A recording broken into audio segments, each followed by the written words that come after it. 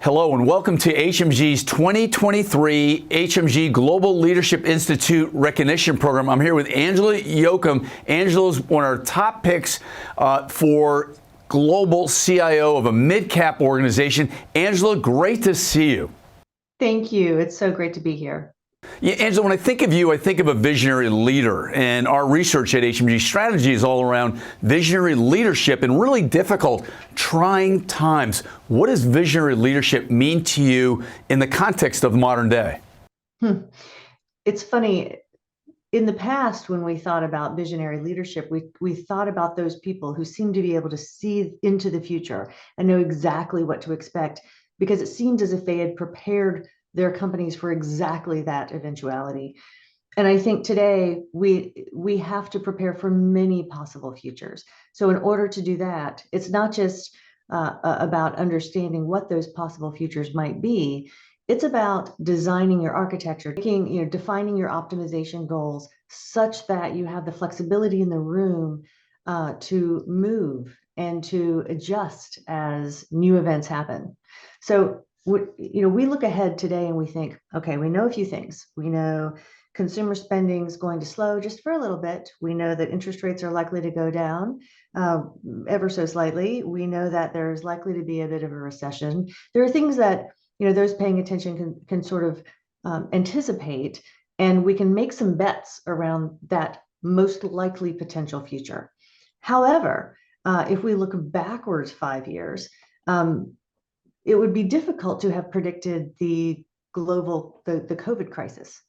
It would have been difficult to predict how far down the bottom would fall out of our economy very briefly, and in turn, how rapidly and how drastically it would swing back. And so these are the sorts of eventualities that may not be anticipatable. Therefore, all of our strategic work needs to be done with an eye towards that many possible futures approach. Let's optimize for flexibility. Let's optimize for rapid growth. Let's optimize also for the ability to contract rapidly if necessary. Let's make sure that we are agile. Let's make sure that we are not locked in to winning only if certain stars aligned.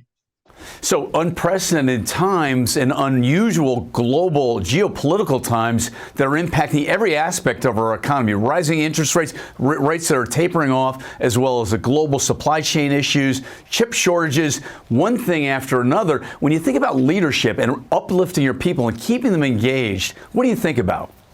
I think about inspiring in our people the spark that is necessary to thrive in changing times. We need to get people excited about change. We need to get people excited about not necessarily being able to see what's around the corner, and to welcome that challenge and to be interested in that challenge. And I think if we build and structure our organizations such that there is that current of interest and excitement and curiosity and an appetite for learning, that's the type of organization that will thrive today and tomorrow. Excellent. Hey, Angela, when you think of AI, it's been around forever. With GPT-3 and 4 now, it's on a rocket fuel. It's going to the moon. What are your thoughts about AI and today and into the future? Oh, I think it's tremendous. I mean, obviously, this has been something that's been available to us since about November of 2022. So what is that at this recording? 4 months, 5 months ago. So I think we've had an opportunity now to reimagine our respective businesses with the notion of this extraordinary accelerator. I think it's something that can be a great accelerant for many, many business types. I think that it will force certain business models to evolve rather quickly. And I use the word evolve loosely. Some business models will go away entirely, but in their place will emerge new business models that are now possible that perhaps weren't before. So I think as long as we are, our eyes are on the prize, which is focusing on outcomes instead of methods, then we should be able to adapt and pivot and leverage the full power of this evolving capability. Angela, great stuff. You know, one of my books was being the CEO of technology. You strike me as a thinker, a big thinker, strategic thinker, a visionary leader. What is it about your process and how you think through business problems and business challenges to help a company be successful?